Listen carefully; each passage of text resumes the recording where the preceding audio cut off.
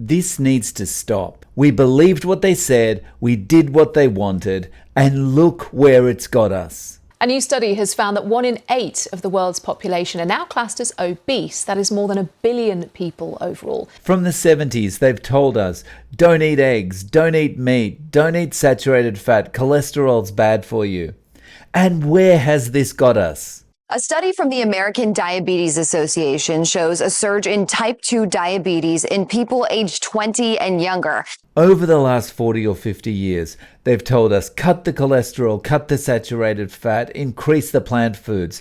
And where are we now? The World Health Organization says the number of obese children and teens is now 10 times higher than it was 40 years ago. And it's not like we're cheating. It's not like they rolled out some vaccine program that no one likes and everyone wants to avoid taking.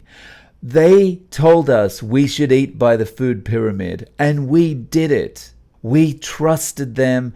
They know what they're doing. They know what they're talking about. And look where we are now. So they published this report, and that is what becomes our dietary guidelines. That's the basis of our dietary guidelines. And that, my friends, is what happened in 1980. And when you go to the doctor and you talk about losing weight and getting healthier, what does he tell you to do? Eat less and move more. And when you go back 6 months later and you say, doctor, I ate less and I moved more and I haven't shifted a pound, what does he tell you? You didn't eat less and move more hard enough. The doctor has no answers. Big food and big pharma and all the marketing messages that we see every day are just telling us to eat more plants, eat more of the stuff that's low in cholesterol, eat more of the stuff that comes in the boxes that says low fat. And where are we? You know, what basically is happening right now with health is Americans are following the incentives as laid out. I mean, we subsidize and encourage terrible food, and then healthcare only kicks in once you're sick to manage the condition, which makes everyone money as recurring revenue. We've done it. We tried. We believed them. And look where it got us. We followed their guidance. We didn't question it. And look what's happened. We're fatter than ever. We're sicker than ever. There's more type 2 diabetes than ever, more obesity, more dementia, more of all of these crippling diseases. More people are walking around with joint pain and arthritis than ever before. And we followed the guidelines. We followed what they wanted us to do. We ate the low fat. We did everything that they said. We cut the fat off our meat. We ate lean cuts of meat. We ate more chicken. We ate more salads. We put on those leg warmers and we went to aerobics. Well, not me, but some people did. And look where it's got us. A concerning report has been released detailing how half the world will be overweight or obese in the next 12 years. The report suggests personal choices and behaviours are not the cause, but that the last 40 years of preventative measures have obviously failed. So at this point, there's two types of people.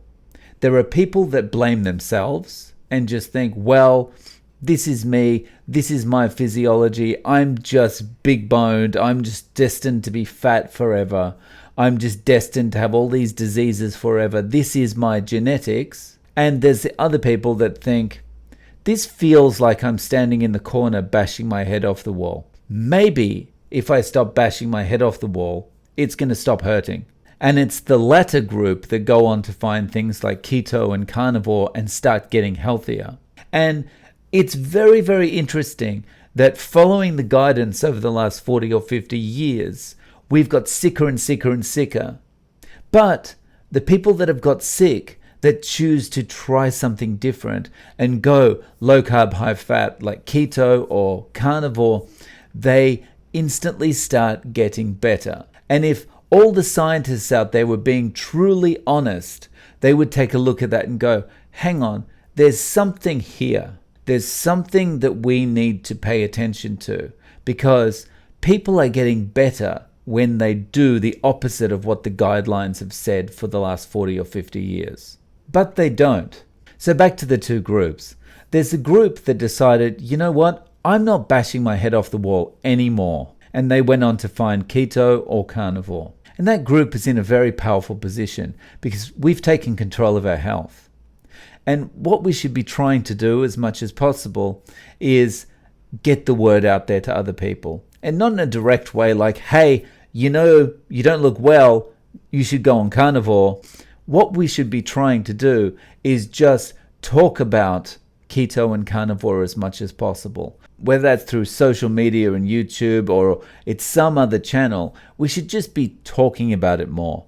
The more we talk about it, the more we normalize it. The more it's normalized, the more it's going to get through to the people that have been spending their whole lives blaming themselves and their genetics for the fact they're overweight and sick. So let's talk about carnivore and ketogenic diets in an effort just to get the word out there. The more we talk about it, the more we normalize it, the more the word gets out there, the more it's harder for the powers that be to push back.